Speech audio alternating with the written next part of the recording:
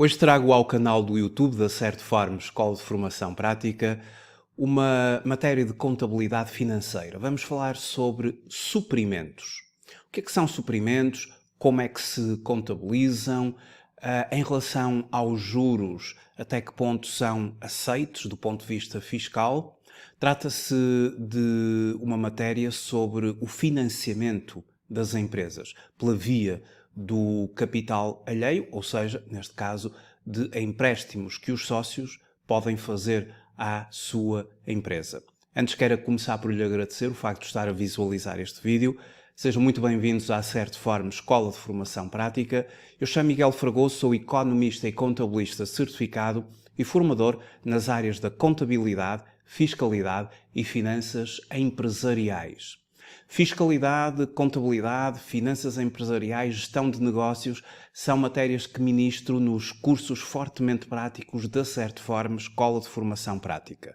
Pode consultar o site da Certform em certform.pt.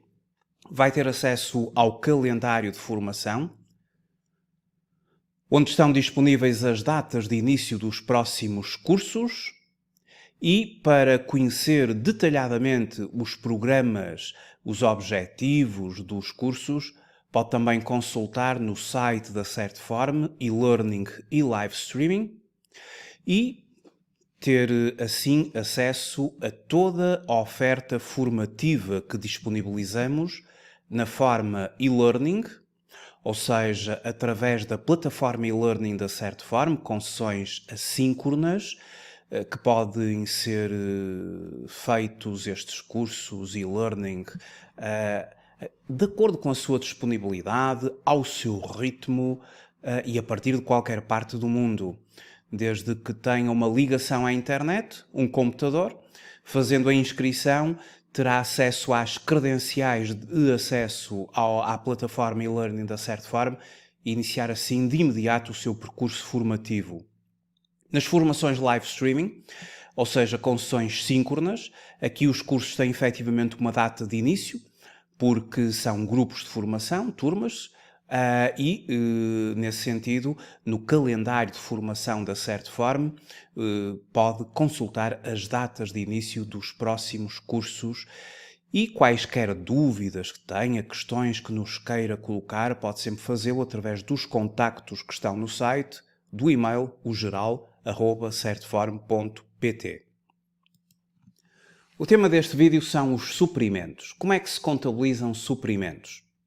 Suprimentos são empréstimos que os sócios podem vir a fazer à sua empresa. Eu vou mostrar um conteúdo sobre suprimentos de um manual que concebi para um dos cursos da Certform, denominado As Fontes de Financiamento, Capital Próprio versus o Capital Alheio. E neste manual, onde desenvolvo as várias fontes de financiamento pela via de capitais próprios e pela via de capitais alheios, temos então na página número 20 e seguintes a matéria sobre os suprimentos. São várias as fontes de financiamento de uma empresa pela via do capital próprio, pela via do capital alheio. E no que diz respeito ao capital alheio, os suprimentos, que é um financiamento através de capital alheio, eles consistem em conformidade com o número 1 do artigo 243 do Código das Sociedades Comerciais.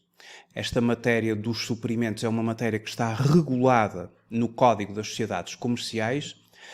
Um suprimento ou um contrato de suprimento é um contrato pelo qual o sócio empresta à sociedade dinheiro ou outra coisa fungível, ficando aquela obrigada a restituir outro tanto do mesmo género e qualidade, ou pelo qual o sócio convenciona com a sociedade o diferimento de créditos seus sobre ela, desde que, em qualquer dos casos, o crédito fique tendo características de permanência. Os suprimentos identificam-se com empréstimos dos sócios à sociedade ou diferimentos de créditos dos sócios sobre a sociedade, em que avulta o seu caráter de permanência. Quer isto dizer que, tendo por finalidade responder a necessidades estruturais da sociedade, revela uma preocupação forte com o interesse da sociedade. Por isso, constitui índice de caráter de permanência o diferimento ou prazo do reembolso superior a 1 ano. Ou seja, superior a 1 ano o contrato de suprimento. O sócio empresta uma determinada quantia à empresa, a restituição pelo contrato de suprimento deverá vir num prazo superior a 1 ano. Bom, como é que se contabiliza um suprimento? Vamos ver um caso prático aqui deste manual. O caso 16, um caso prático sobre a contabilização de suprimento. Vamos ver o que é que aconteceu aqui numa empresa e como é que o suprimento se contabiliza.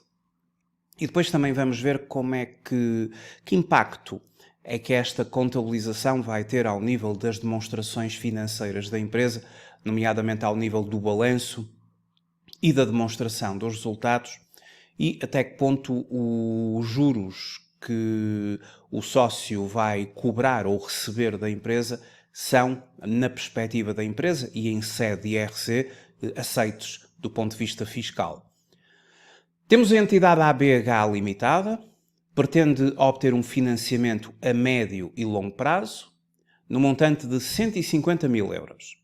Em Assembleia Geral, foi proposto pelo sócio Manuel o empréstimo por este à sociedade, mediante a taxa de juro anual de 4,5%, taxa revista anualmente em Assembleia Geral, mas no primeiro ano será 4,5%.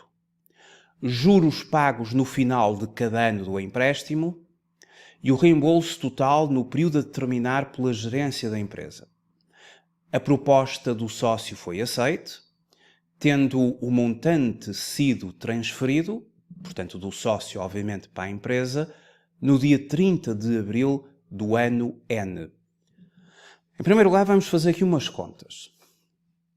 O sócio Manuel vai emprestar 150 mil euros à empresa, está contratualizada uma taxa de juros de 4,5%, portanto estamos aqui a falar de um suprimento, um financiamento que o sócio vai fazer à sua própria empresa e trata-se de um recurso a capital remunerado, ou seja, estamos a falar aqui de dívida onerosa. O sócio cobra juros e, portanto, esta dívida tem um custo para a sociedade. O juro, ou seja, vai ser contabilizado como um gasto. Mas vamos, em primeiro lugar, fazer o cálculo deste juro. A taxa anual é de 4,5%. Bom, eu vou ter de converter esta taxa anual numa taxa mensal, porque no lançamento nós vamos ter de aplicar o pressuposto do acréscimo no ponto de vista dos juros.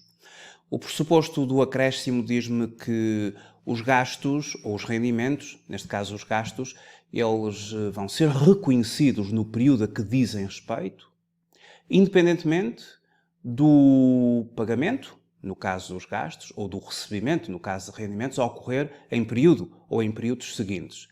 A verdade é que este empréstimo ele vai ter aqui uma vigência em que vamos ter de fazer uma passagem de ano, porque vamos ter determinado número de meses relativos ao ano N e uma parte já relativo ao ano N mais 1, e os juros do ano N têm de ser reconhecidos relativamente a esse mesmo período, N, sabendo que, ou independentemente do facto que o seu pagamento ao sócio dos juros só vai ocorrer passado um ano. Então, vamos ter de aplicar aqui o pressuposto do acréscimo, contabilizar os juros do ano N, independentemente do seu pagamento só ocorrer no ano seguinte. Para calcular os juros, Utilizamos aqui uma fórmula da matemática financeira ou do cálculo financeiro. 1 mais a taxa equivalente igual a 1 mais a taxa de juros elevado ao período da taxa equivalente sobre o período da taxa anual. Isso significa que a taxa anual é de 4,5%, conforme aqui está nos dados, para fazer a conversão numa taxa de juro mensal. Aplicamos esta fórmula e fazemos 1 mais a taxa de juro anual, 4,5% corresponde a 0,045. Portanto, 1 mais 0,045 elevado a 1 a dividir por 12, a 1 dozeavos, elevado a 1 dozeavos. Este cálculo, uma vez feito, ele dá uma taxa de 0,367448, 0,94%. Isto é uma taxa mensal. Portanto, nós depois, relativamente aqui a esta forma, temos de fazer 1 menos o valor que é obtido para obtermos o valor da taxa, dá 0,30 e depois temos de multiplicar por 100%, não é? Para obter o valor da taxa. 0,36748094% é a taxa mensal. E nós temos de verificar o seguinte. O empréstimo é de 150 mil euros. E o empréstimo ele vai ocorrer no dia 30 do 4.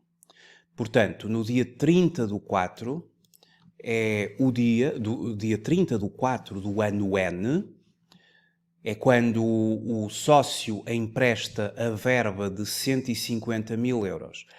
E então, vai ser um ano de contagem de juros, para já, o primeiro ano. Ele recebe os juros no fim desse primeiro ano. De 30 do 4 até 31 do 12, vão 8 meses. 8 meses pertencem ao ano N e 4 meses pertencem ao ano seguinte. Então nós temos de reconhecer os juros do ano N relativos a 8 meses. O que vai de 30 de abril, no fundo de maio, não é? Até dezembro. E depois temos de considerar no próximo ano os juros de janeiro até 30 de abril, 4 meses. E os gastos são contabilizados no período a que dizem respeito. Temos de reconhecer o gasto dos juros, 8 meses relativos ao ano N já, independentemente de sabermos que o pagamento só vai ser feito no ano seguinte, a 30 de abril do ano N mais 1, é quando se paga o primeiro ano de juros. Então, para aplicar o pressuposto do acréscimo, os cálculos a fazer são relativos ao ano N, temos 8 meses, vezes a taxa de juro mensal, portanto, corresponde aqui a esta taxa equivalente à anual, que eu já expliquei como é que se calculou, e multiplico por 150 mil euros, o valor do capital emprestado. Então temos 4.409,77 euros de juros relativos ao ano N. 8 meses do ano N. Ou seja, aquilo que me deia desde maio, não é? Desde 1 de maio, primeiro dia, depois do dinheiro estar na conta, 1 de maio, até 31 de dezembro do ano N, contamos 8 meses. E, portanto, são 8 meses de juros à taxa de juro mensal, corresponde a 4.409,77. Esta verba tem que dizer respeito ao período N, tem que afetar a demonstração dos resultados do período N no âmbito dos juros suportados. É um gasto financeiro. Para o próximo ano, vamos considerar 4 meses, ou seja, aquilo que vai desde 31 de dezembro do ano N, ou melhor ainda, desde 1 de janeiro de N mais 1 até 30 de 4 de N mais 1, 4 meses para o ano N mais 1, vezes a taxa de juro mensal, vezes 150 mil euros, 2.204,89. Este é o valor dos juros que dizem respeito ao próximo ano. Bom, feito aqui então esta análise da imputação de juros a cada um dos períodos, pressuposto do acréscimo, vamos então ver a contabilização, em primeiro lugar, relativa ao ano N. No dia 30/4 do ano N, ocorre a transferência que o sócio faz para a sociedade relativo ao empréstimo, ao suprimento. Nessa altura, debitamos a conta de depósitos à ordem pela entrada de 150 mil euros nos cofres da empresa e vamos constituir um passivo, uma dívida para com o sócio. E é um passivo de natureza financeira, é um passivo financeiro, é uma dívida, e nesse caso utiliza-se a conta 2532, correspondente a outros participantes, suprimentos e outros mútuos, e sendo esta conta um passivo, dívida, nós sabemos que os passivos creditam-se pelos aumentos e debitam-se pelas diminuições. Neste caso, está a aumentar o passivo da empresa, ao nível do balanço, aumentar a dívida, neste caso para com o sócio, temos de creditar esta conta dos financiamentos, a conta 2532, relativos a suprimentos, por 150 mil euros. Este é o primeiro lançamento que é feito. Este é o lançamento do recebimento do empréstimo do sócio. Quando chegar ao dia 31 de dezembro, temos a problemática aqui da aplicação do pressuposto do acréscimo. E aqui vai funcionar como um lançamento de retificação, aqueles lançamentos de regularização que se fazem no final, no encerramento de contas. Porque nós temos de, como já referi, de reconhecer os juros como um gasto do período que dizem respeito ao período N, sabendo que só vão ser pagos no próximo ano, a totalidade dos mesmos. Mas aquilo que diz respeito ao ano N tem que ser reconhecido como um gasto e tem que afetar a demonstração dos resultados. Vimos que são 8 meses que pertencem ao ano N, o que totaliza 4.409,77. Eu já expliquei ainda há pouco aqui a conversão da taxa anual de 4,5% numa taxa mensal, por equivalência aqui, já fizemos os cálculos, e portanto vamos contabilizar na conta 6911. A conta 6911 é uma conta de juros de financiamento suportados, uma conta de gastos que vai afetar a demonstração dos resultados deste período em 4.409,77.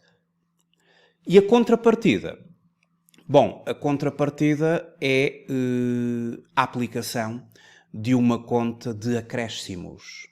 Acréscimos de gastos, aplicação da periodização económica do pressuposto do acréscimo. Nós estamos a acrescer a este ano um gasto cujo pagamento só vai ocorrer no próximo ano. Então utilizamos a conta 2722 do Código de Contas, denominada credores por acréscimos de gastos. É uma conta que depois vai figurar no nosso balanço, enquanto que a 6911 figurará na demonstração dos resultados e, claro, vai ter impacto ao nível dos resultados contabilísticos da empresa, do próprio resultado líquido do período, por ligação, obviamente, ao balanço, porque o resultado líquido do período liga a demonstração dos resultados ao balanço da empresa. Este é o lançamento que se faria no ano N. E no próximo ano? No próximo ano temos mais 4 meses para finalizar o primeiro ano de contagem de juros.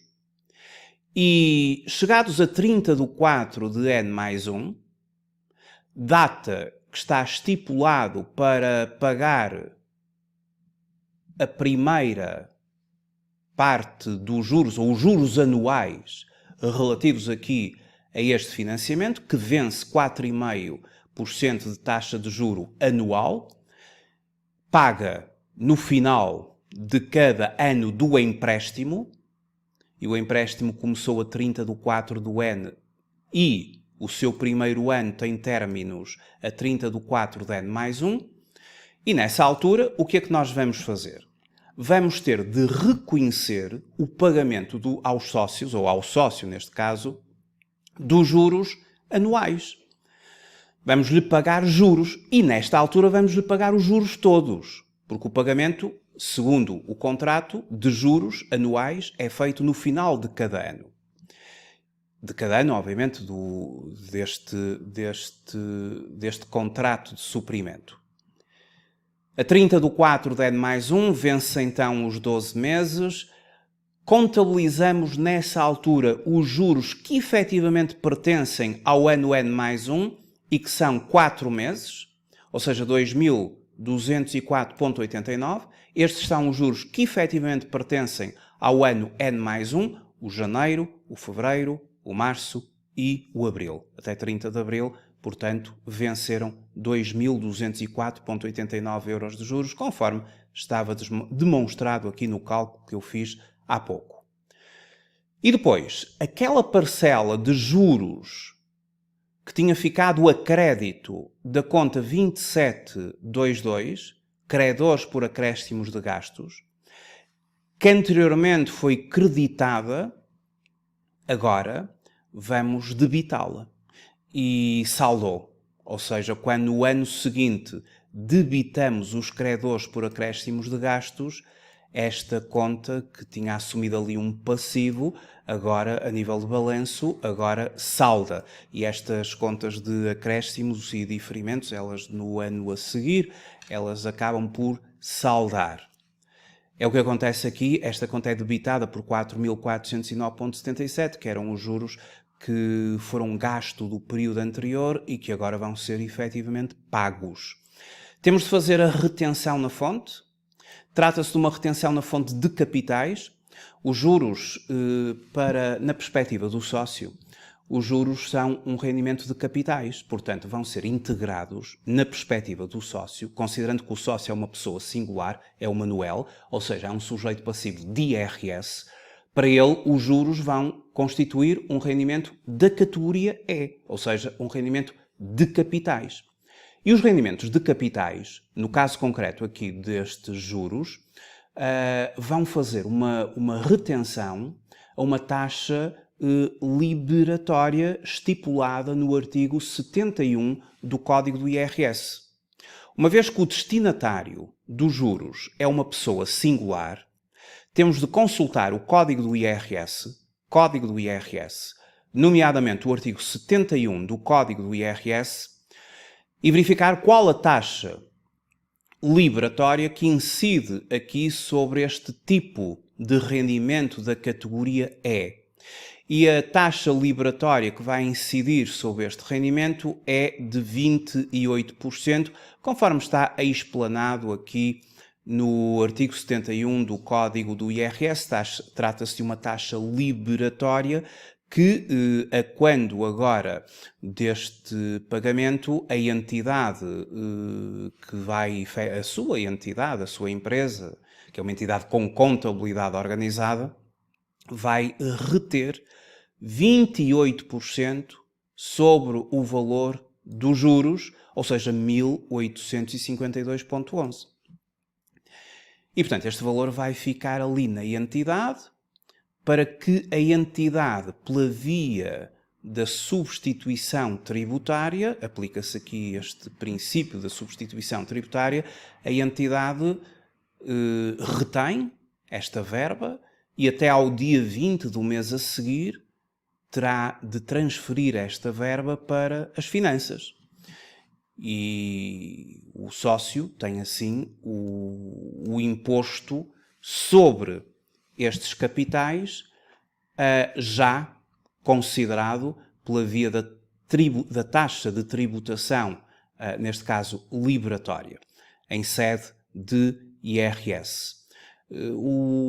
Sendo uma taxa liberatória de IRS, o sócio não vai ser obrigado a declarar este rendimento, tornando-se a taxa liberatória definitiva, ela libera o sujeito passivo de declarar o rendimento. Todavia, o sócio, se assim entender, e se optar pelo englobamento deste rendimento, terá de, na altura, preencher, na altura da entrega do modelo 3 do IRS, preencher o anexo E dos capitais, declarar o rendimento e a respectiva retenção do IRS, se for essa a sua intenção de englobar o rendimento. Se ele não quiser englobar o rendimento e se ficar satisfeito aqui pelo valor que, entretanto, já foi entregue às finanças, uma vez que se trata de uma taxa liberatória do artigo 71, não obriga o sujeito passivo a declarar o rendimento e pressupõe-se, nesse caso, que não engloba o rendimento. Portanto, temos então aqui a retenção na fonte, em sede IRS, e depois o pagamento dos juros ao sócio, que é a diferença. São 4.762,55, seria o valor total dos juros, menos a retenção na fonte, é o valor líquido que é transferido para o sócio em termos de juros já líquidos, deduzidos desta retenção ou desta retenção à taxa liberatória de 28%. Se estivéssemos perante suprimentos entre duas empresas, também se aplicaria uma taxa de retenção, mas aí seria em sede IRC. Entre duas empresas, teríamos de considerar o artigo 94 do Código do IRC, eu agora vou passar aqui ao Código do IRC, o Código do Imposto sobre o Rendimento das Pessoas Coletivas, e quando estamos a falar de duas empresas, uma emprestou um valor a uma outra, e, portanto, temos ali um contrato de suprimento, tem que se aplicar também retenção na fonte, mas em sede IRC, e aqui aplicaríamos o artigo 94, retenção na fonte, pessoa coletiva, e o IRC, neste âmbito, a retenção na fonte, seria à taxa de 25% no âmbito aqui deste tipo de capitais, juros de suprimentos. Agora, qual é o impacto que isto tem nas demonstrações financeiras e até que ponto estes juros são fiscalmente aceitos no período N e depois no período N+1? Relativamente ao impacto nas demonstrações financeiras, esta contabilização que nós acabamos de fazer, ela vai ter impacto ao nível do balanço e ao nível da demonstração dos resultados. Ao nível do balanço, nós temos aqui o recurso a capital alheio, portanto, dívida, passivo e dívida onerosa, e, portanto, ao nível do balanço, vamos ter um aumento do passivo que se traduz, e aqui estamos a falar de um empréstimo a mais de um ano, não é? Este caráter de permanência que o próprio Código das Sociedades Comerciais refere, indica que no início vamos estar perante um passivo e um passivo não corrente no âmbito dos financiamentos obtidos. Portanto, vai aumentar o passivo da empresa, a dívida da empresa, e que esse aumento de passivo irá estar, portanto, como eu acabei de referir, é um empréstimo de médio e longo prazo e corresponde a um passivo não corrente.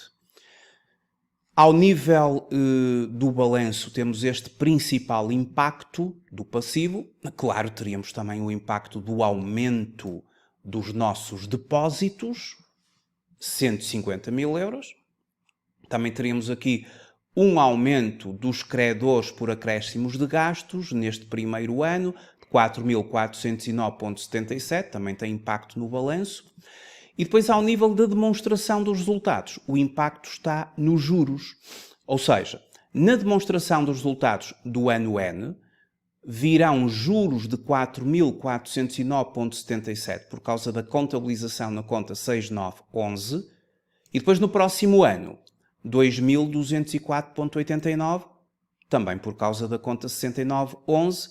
Esta conta tem impacto na demonstração dos resultados no âmbito dos juros e gastos similares suportados. É aqui que se vão considerar os juros para o período N, e depois para o período N mais 1. Isto porque, como nós sabemos, a demonstração dos resultados, ela incorpora os rendimentos e os gastos apenas daquele período, para que se formem os vários resultados contabilísticos daquele período, incluindo o resultado líquido do período, que vai ser o resultado antes de impostos, depois do IRC surge, ou do imposto sobre o rendimento do período, surge o resultado líquido.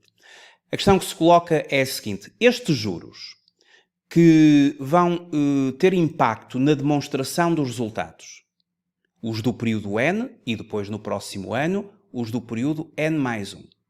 Estes juros serão fiscalmente aceitos? Será que as finanças, ou no caso concreto, o código do IRC, assim melhor, o código do IRC aceita estes juros como gasto? Ou vai haver alguma diferença entre a base contabilística, aquilo que nós vamos contabilizar, e a base fiscal, o que é reconhecido pelo código do IRC? Ora, na verdade, as empresas, ao contabilizarem estes gastos, terão de ter em conta a taxa de juro que é aceite. E sobre essa matéria, a Portaria 279 de 2014, de 30 de dezembro, publicada no Diário da República, primeira série, número 251, veio estabelecer a taxa de juro anual a aplicar ao valor dos suprimentos e empréstimos feitos pelos sócios.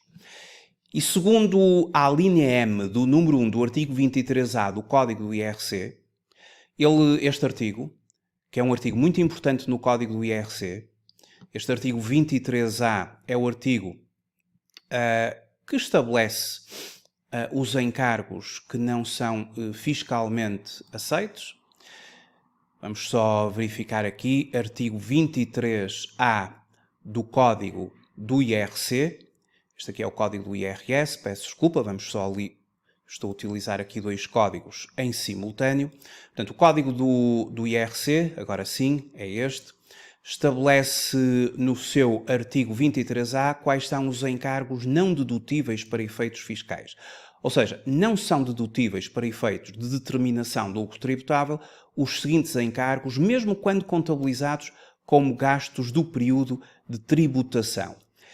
E neste mesmo artigo, a linha M, portanto, número 1, a linha M, refere que os juros e outras formas de remuneração de suprimentos e empréstimos feitos pelos sócios à sociedade, na parte em que excedam a taxa definida por portaria do membro do governo responsável pela área de finanças, salvo no caso de se aplicar o regime estabelecido no artigo 63.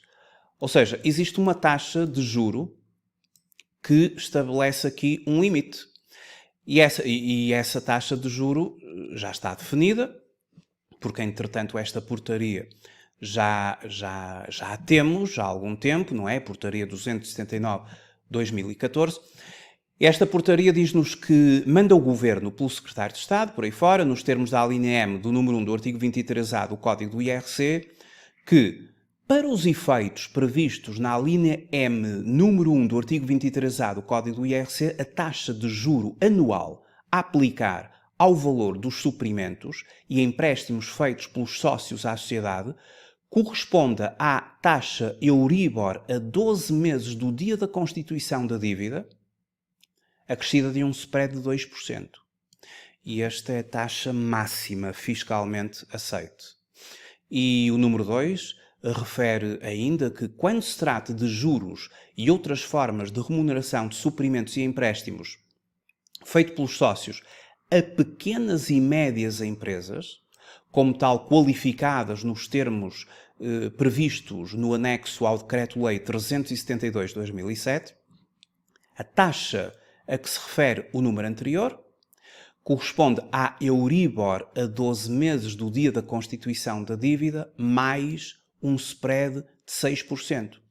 Então, se estivermos perante uma pequena e média empresa, devidamente qualificada, a taxa a considerar, a taxa máxima de juro a considerar para efeitos fiscais e fiscalmente aceite, é a Euribor a 12 meses do dia da constituição da dívida mais um spread de 6%. E se for ultrapassada esta taxa? Se for ultrapassada esta taxa, o excesso não é fiscalmente aceito. E, portanto, quando não é fiscalmente aceito, significa que a empresa contabilizou um gasto, no âmbito aqui dos juros, que ultrapassa o limite fiscal. E essa diferença entre a base contabilística, aquilo que foi reconhecido e teve impacto na demonstração dos resultados, e a base fiscal, aquilo que é fiscalmente aceito e que está consagrado aqui na portaria que acabei agora de ler, a diferença, o excesso, o quanto foi ultrapassado, vai consistir num ajustamento fiscal a crescer. Isto significa que quando a empresa estiver a preencher a sua declaração modelo 22, portanto, na altura do preenchimento da declaração modelo 22, a empresa terá de fazer uma correção fiscal, um ajustamento fiscal a crescer, pela diferença entre os juros que foram contabilizados e os juros que são efetivamente aceitos do ponto de vista fiscal, porque aqueles que foram contabilizados ou contratualizados são superiores, a empresa foi utilizada uma taxa superior e nessa altura utiliza-se aqui um campo, que é o campo, conforme se pode ver na declaração modelo 22 quadro 07, os juros e outras formas de remuneração de suprimentos e empréstimos feitos pelos sócios à sociedade, campo 734 da declaração modelo 22, é este campo que se vai usar como ajustamento fiscal a crescer para corrigir o resultado da empresa na passagem do resultado contabilístico ao resultado fiscal.